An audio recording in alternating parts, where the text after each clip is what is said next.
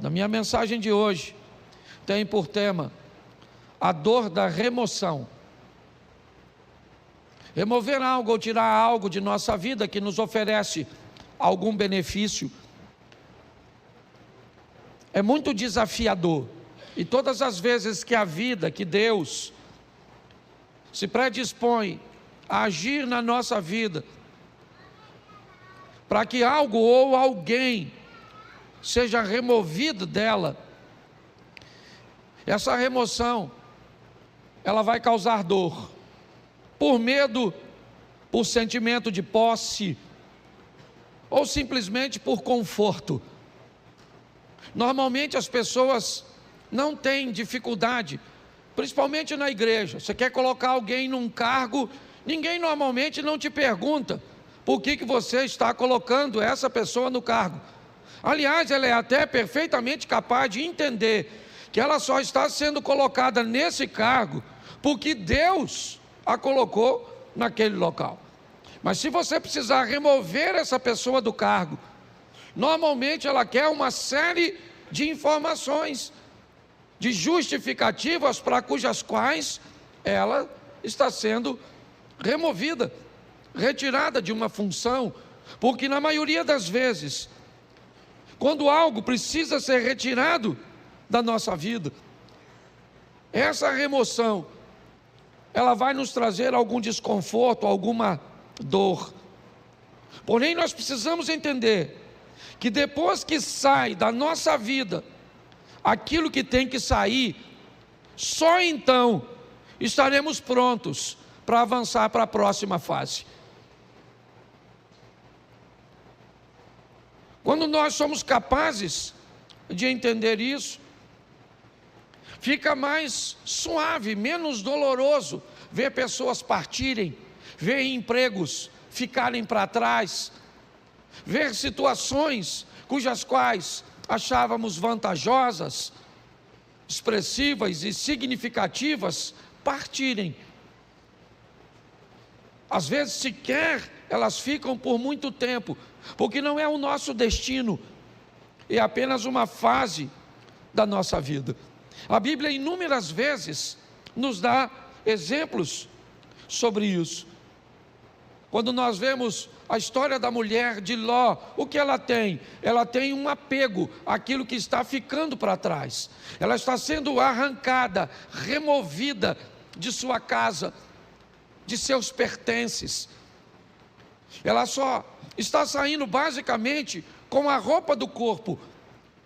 Então a dor dessa remoção, o apego àquilo que ela está deixando para trás, faz com que ela olhe para trás, mesmo diante de uma ordenança de cuja qual ela não deveria fazer isso, ela faz desobedecendo, e sabe o que acontece?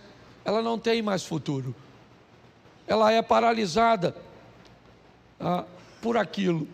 Aquela é uma situação que a paralisa. Mas pastor, muitas vezes nós precisamos retornar, precisamos dar uma olhada, sim, mas não precisa ser num looping onde você retorna onde estava. O movimento pode parecer o mesmo, nós podemos fazer isso numa espiral, onde você volta ao mesmo lugar que estava antes, somente não é na mesma altura. Volta, mas você sabe, quando um avião pequeno, ele precisa decolar num ambiente montanhoso, você sabe o motivo pelo qual o avião do grupo Mamonas Assassinas colidiu com a Serra da Cantareira? Porque ele não tinha força suficiente para decolar como um jato. Não havia nele potência o suficiente para alcançar uma altura. O piloto deveria ter decolado utilizando um sistema de espiral. Decolaria mais baixo, então retornaria e ganharia altura para que conseguisse transpor aquele obstáculo, aquela serra. Quando a vida vai tirar algumas coisas de nós, e ela precisa tirar, e é isso que eu vou te mostrar em 3 exemplos, nós precisamos estar preparados para lidar com essa dor da perda, da separação, com a remoção, né, de algo ou de alguém que precisa ser retirado da nossa vida, porque senão nós não vamos transicionar de fase. Há quanto tempo você não muda de fase na sua vida? Há quanto tempo coisas ruins não acontecem, mas também não acontecem coisas boas? Quando você vive num dinamismo, é lógico que nem sempre coisas boas vão acontecer. A dinâmica da vida traz consigo coisas ruins, mas coisas boas também acontecem. E nós vamos vivendo e crescendo, evoluindo. Mas se nós não soubermos lidar com essa situação, nós vamos ter problemas. O primeiro texto que eu quero usar é um exemplo disso num milagre. Segundo livro dos Reis, capítulo 4, verso de número 4. Põe para mim na tela, por favor. Segundo livro dos Reis, capítulo 4, verso 4.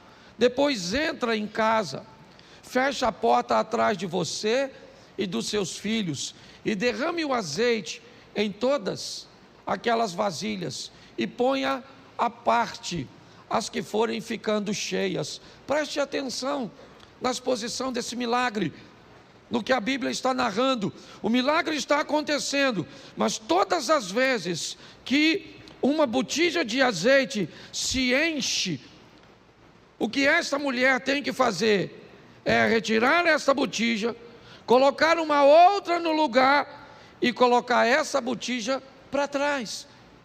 Então, enquanto essa está enchendo, assim que essa enche, ela remove essa e coloca essa para que se encha. Me parece que a visão é basicamente a mesma. Aconteceu, está tudo certo, e agora o que eu faço? O que aconteceu agora é passado. Eu tenho que voltar para o ambiente onde as coisas acontecem, e não utilizar o verbo no passado. Eu tenho que entender isso. Nós não podemos ficar vivendo, né, a mesma estação o tempo inteiro. Então aconteceu, tá bom, foi bom ou foi ruim, passou, eu tenho que estar pronto para a próxima fase. Quando não lidamos muito bem com isso, nós podemos ter sérios problemas. E o primeiro é o pai da fé, Abraão. Preste atenção nesse texto aqui, coloca Gênesis 13, verso 14. Gênesis 13, 14, dá uma olhada. 14, por favor, e não 4. Isso. O Senhor diz a Abrão, depois que Ló separou dele, ou se separou dele: olha para mim. Tera tem 3 filhos: Abraão, Naor e Harã. Harã se casou e teve um filho chamado Ló. E logo em seguida Harã acabou morrendo. Tera deixa Naor em Ur e sai com Abrão, com Ló, com Sarai, a esposa de Abrão, em direção a Canaã. Mas eles fazem uma parada em Harã e permanecem ali um tempo. Ali, o pai de Abraão, Tera, acaba morrendo. O que Abraão tem agora é apenas seu sobrinho Ló. É apenas o sobrinho. Ele não está mais em Ur, não. O texto é claro. Todos os restantes, né, as pessoas restantes, acabam ficando em Ur. O único que está caminhando com Abraão é Ló. Quando Deus aparece a Abraão e diz: Abraão, sai da sua terra e da sua parentela, ele não está em Ur, ele está em Harã. Note bem, a terra dele não era Harã, a terra era Ur, mas Deus está dizendo para ele, se ele está ali naquele momento, aquela terra é a terra dele. Deus está dizendo para ele, ó, essa terra onde você está vivendo, ela é sua no momento, ela é o lugar que você está. Ele já saiu, é verdade, de Ur, seu destino era Canaã, mas seu pai parou em Harã, por motivo cujos quais eu desconheço, e acabou morrendo ali. E o que sobra para Abrão? Sobra Ló. Quando Deus diz, sai da sua terra e da tua parentela, a terra é Harã, e a parentela é Ló. Apenas um parente. E apenas uma solicitação de remoção, que Abraão me parece que tem dificuldade de fazer. Por quê? Porque Ló era órfão, provavelmente. Porque a terra cuja qual ele está agora não é Ur, não é um ambiente de Ló, talvez. Mas o grande problema é a orientação e a ordem que Deus está dando a Abraão. Deixa, está na hora de Ló sair de sua vida, porque só tinha ele, então não tinha outro. Note que é apenas uma coisa, e apenas uma pessoa, mas olha o estrago, o atraso, o prejuízo, que desobedecer uma orientação do Altíssimo pode trazer para a trajetória de uma vida. Por que Abraão provavelmente tem medo, insegurança de deixar Ló para trás?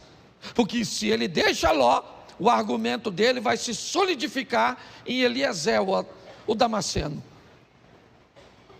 Já que ele não pode ter filho, pelo menos que ele deixe sua herança para um sobrinho, que ele o adotou.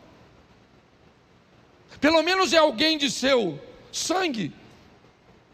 Me parece que Abraão está preso nisso. Na hora de remover Ló é muito doloroso. Por quê? Porque ele é a minha segurança no que diz respeito ao futuro. Se não for ele, como é que vai ser? Pois é. Às vezes quando Deus quer remover algumas coisas cujas quais somos apegados demais, sem ela não veríamos uma saída.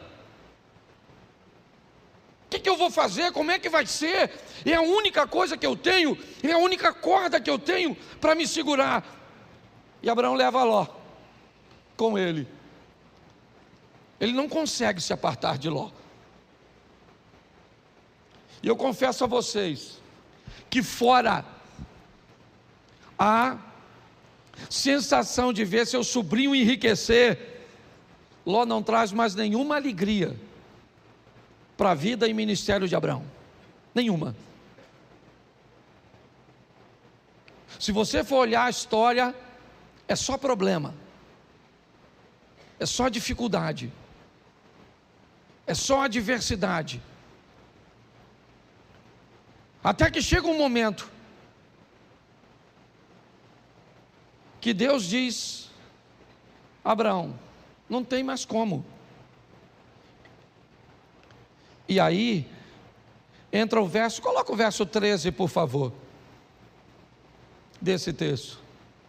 Ora, os homens de Sodoma eram maus e grandes pecadores contra o, verso 14, disse o Senhor a Abraão, depois que Ló se separou, ergue os olhos e olha, desde onde estás, para o norte e para o sul, para o oriente e para o, vamos lá, porque toda essa terra que vês, eu te darei a ti e a tua, preste atenção, isso só acontece depois que Ló vai embora. Olha só, Abraão era rico, sim ou não? Sim. Foi a riqueza e a prosperidade que fez com que os poucos recursos da terra não fossem suficientes para sustentar os dois rebanhos. Há uma briga, um litígio entre os pastores de Ló. Então Abraão Diz a Ló: escolhe para onde você vai, escolhe. Decida para onde você quer ir. Note que Abraão não está preocupado com a direção, ele está preocupado com a companhia. Enquanto Ló caminha para Sodoma e Gomorra, lembra o verso 13? O que tinha lá? Homens que viviam em grandes pecados. Abraão não. O caminho de Abraão era outro. A rota de Abraão era outra. Abraão estava disposto a andar com Deus. Era isso. Quando olhamos essa história, o que descobrimos? Que o pai da fé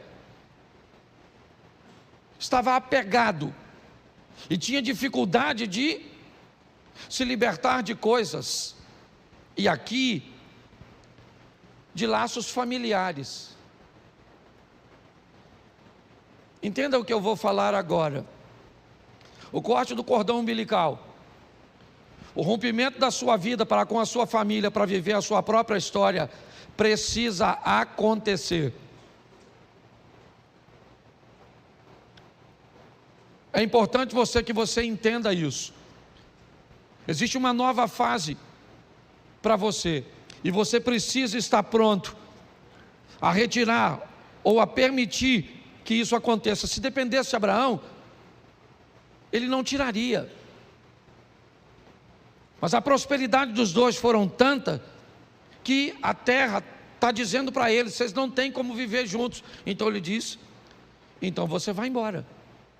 E o texto diz que assim que Ló sai da vida de Abraão, Deus disse: agora levanta os teus olhos e olha. Agora dá uma olhada. Agora não há limite. Finalmente eu posso fazer na sua vida tudo aquilo que eu sempre quis fazer.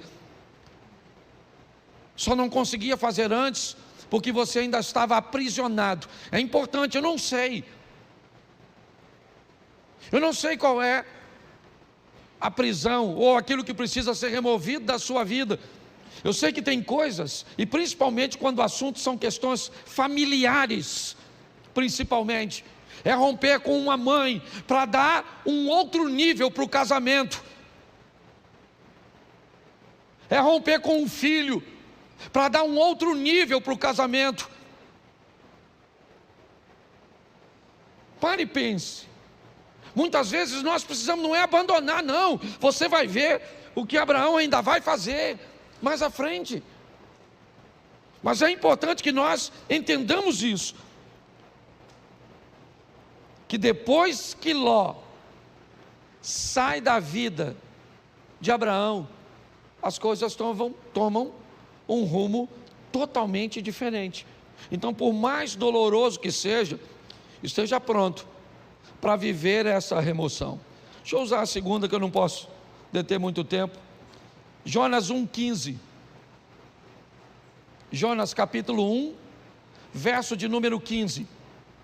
Levantaram Jonas e o lançaram ao mar, e cessou o mar da sua fúria. Preste atenção. Um barco está para afundar, e Jonas está nele. Qual é o problema da tempestade? É Jonas.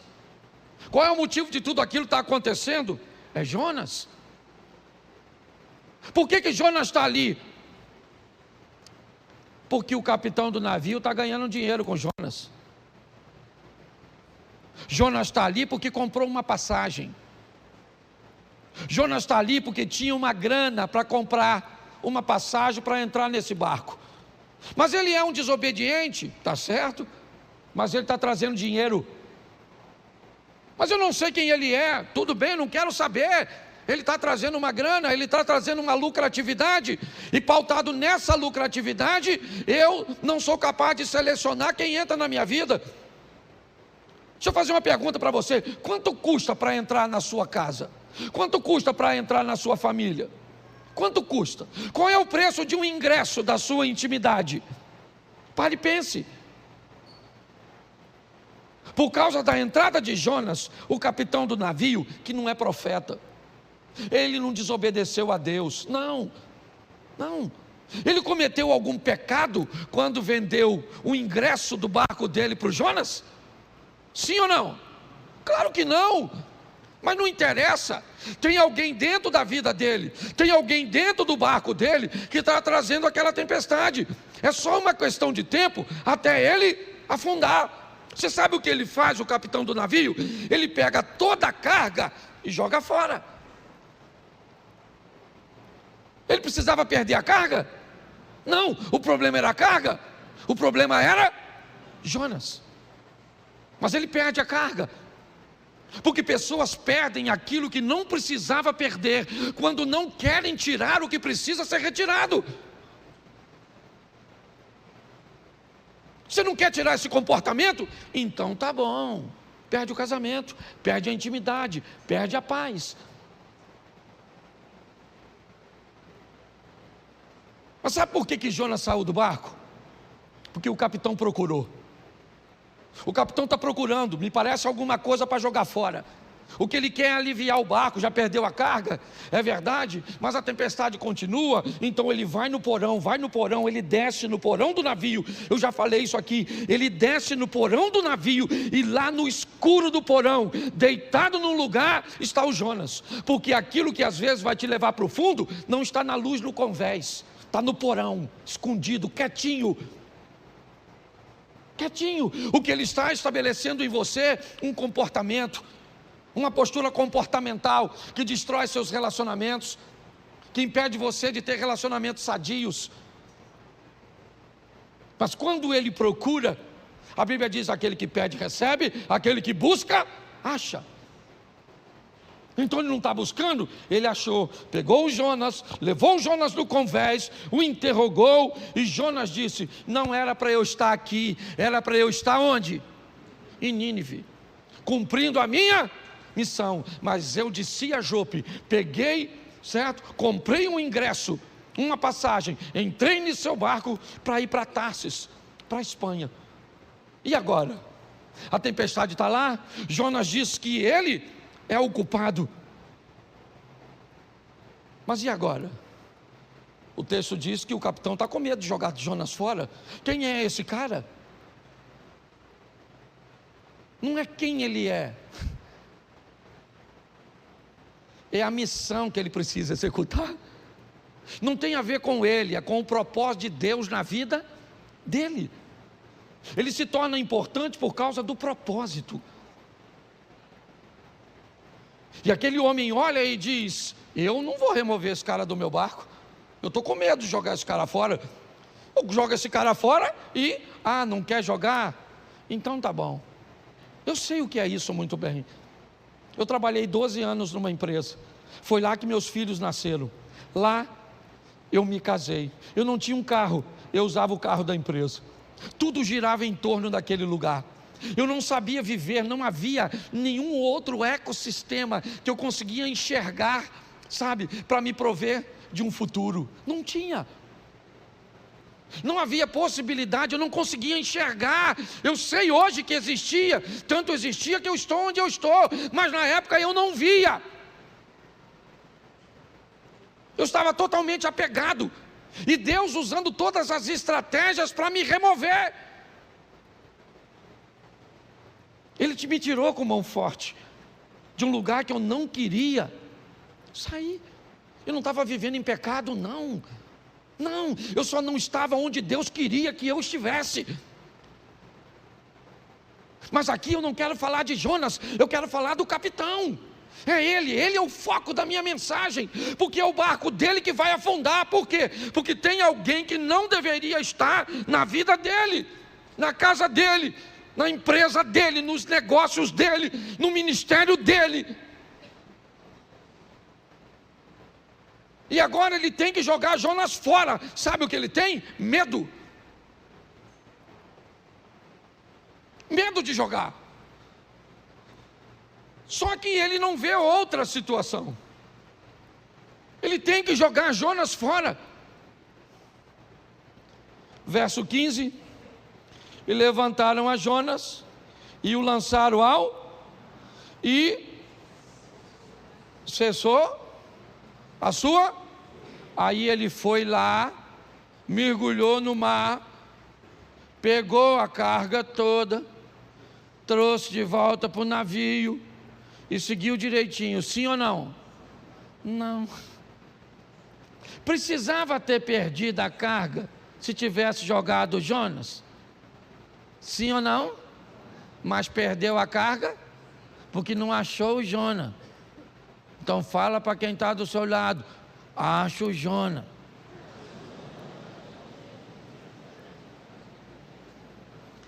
Entendeu, querido? Acho que Deus está falando com alguma pessoa aqui hoje. Certo? Você nem tem barco, mas tem Jonas. Tá certo? Ah, pastor, descobri hoje. O meu Jonas é o meu marido. Se Jonas é o seu marido, eu vou te dar uma notícia, dona. Afunda. Porque tem gente, a turma que já está brigando, né? Fica, pastor, nossa, remoção. Nossa, podia sair morto. Mas afogado serve. Você está rindo, mas o assunto é sério. Dá uma olhadinha, gente. Porque eu creio que Deus está falando conosco, amém? O terceiro, Gênesis 37, verso 28. 37, 28 de Gênesis. Isso. E passando os mercadores midianitas, os irmãos de José o alçaram e o tiraram da cisterna e o venderam por 20 ciclos de prata aos ismaelitas. E esses levaram José ao... Preste atenção, quando Deus precisa tirar você de um lugar onde a sua visão é diferente da visão dos outros. Por favor, se você veio para essa igreja, certo, e você não quer se encaixar nessa visão, essa é uma mensagem extraordinária para você.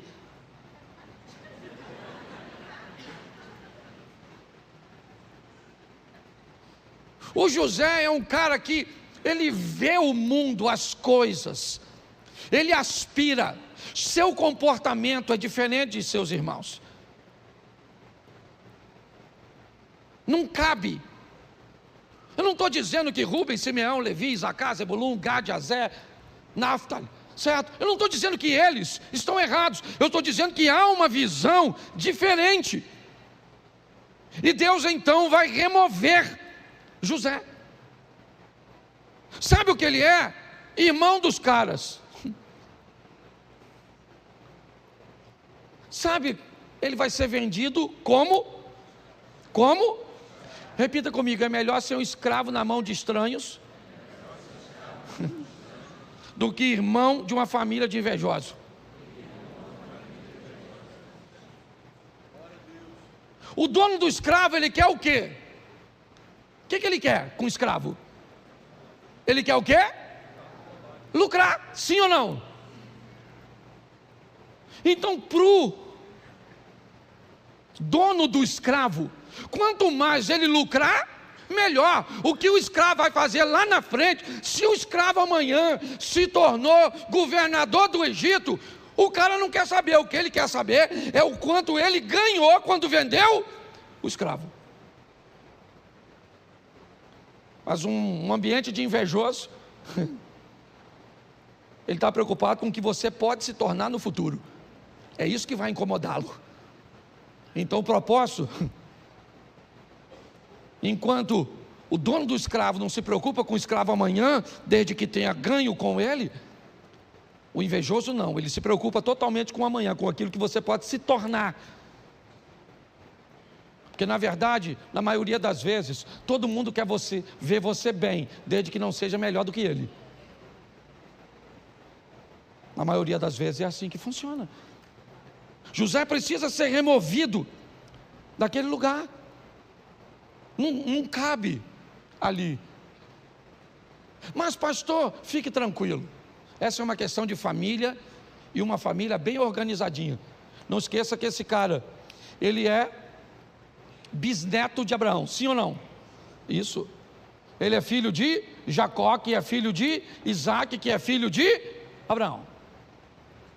Essa é uma história sensacional no que diz respeito à família. Por quê? Porque José é vendido pelos irmãos aos ismaelitas e vai para o Egito, como nós lemos o texto. No Egito, então, ele se torna governador e depois de anos, seus irmãos vêm morar numa terra que ele conquistou para seus irmãos. Olha só, nessa história, os irmãos de José cabem na vida de José naquele momento que ele está lá? Sim ou não? Não. Mas quando ele migra para o Egito e se torna governador, quem é que vem morar com ele? Os irmãos. Tem gente que não cabe na sua vida hoje, mas vai caber. Tem ambientes que hoje precisa ser retirado de você. Talvez porque você não tem habilidade para lidar com ele.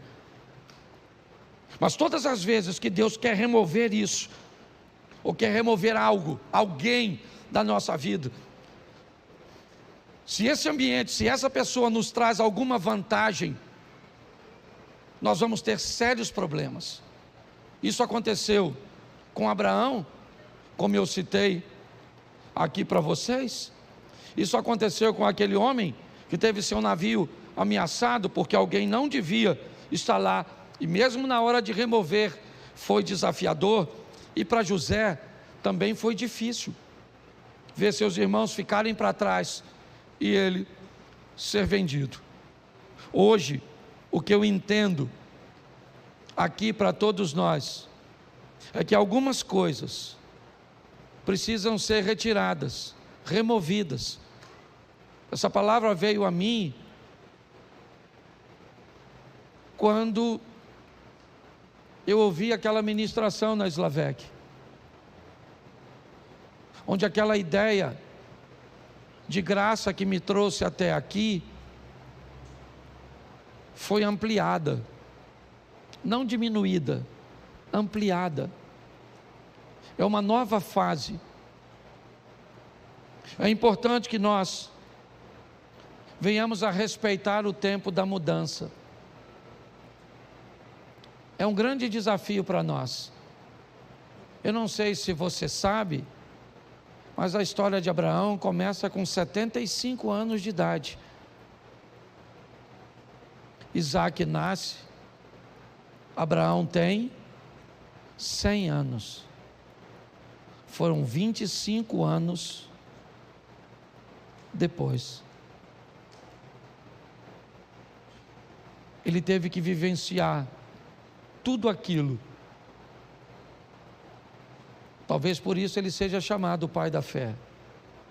Hoje, muitas vezes, Deus tenta remover coisas tão pequenas. Eu vou falar aqui algo, não vou expor a intimidade de ninguém, mas não sei nem se o casal que eu atendi está aqui, mas não vou citar seu nome de forma nenhuma aqui. Eu estava atendendo agorinha mesmo um casal que corre o risco de se divorciar porque a mulher tem dificuldade de remover o celular, de remover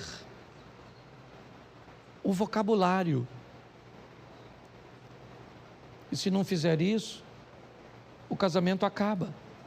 Mas ela tem dificuldade de remover, porque todas as vezes que algo precisa ser retirado, nós temos muita dificuldade. Tenta fazer uma devocional toda manhã. Tenta. E você vai encontrar com diversos obstáculos que você precisa remover. Tenta levantar de manhã, fazer a sua oração, fazer sua leitura bíblica, fazer um período de meditação. Eu não sei de quanto tempo você pode, mas tenta fazer isso. A probabilidade de você não conseguir é muito grande, porque para colocar essas coisas em prática, você vai ter que remover outras coisas que você já faz e que lhe oferece conforto. Tenta orar toda noite com sua esposa, de mãos dadas. Tenta fazer jejum pelo menos 2 ou 3 vezes na semana. Tenta para ver. Pastor, por que é tão difícil? Porque antes de fazer aquilo, você vai precisar remover outras coisas que já estão estabelecidas, que te oferecem vantagens, que te oferecem conforto. Hoje a minha proposta, sabe, é trazer esse entendimento para você. Eu fecho aqui na minha devocional de sexta-feira. Eu vivi uma das maiores experiências, porque hoje não era para eu estar aqui. Hoje era para eu estar envolvido num escândalo e preso, com meu nome passando na mídia. Mas por causa da minha devocional, e eu tenho certeza, uma oração tão simples que eu fiz naquela manhã, me deu condições de chegar no lugar 20 minutos antes e resolver um problema que ia acabar com a minha vida. Você sabe quantos minutos eu orei naquela sexta-feira? Talvez de 5 a 7. Sabe aquela oração que você levanta e entrega o dia? Sabe, Senhor, toma esse dia, toma isso, toma aquilo, oro para o fulano, para o ciclano, aquela coisa. Então eu vou falar uma coisa para vocês. Para ter bons hábitos, nós vamos ter que remover os ruins. E se você achar que não consegue fazer isso, vai continuar com os ruins mesmos.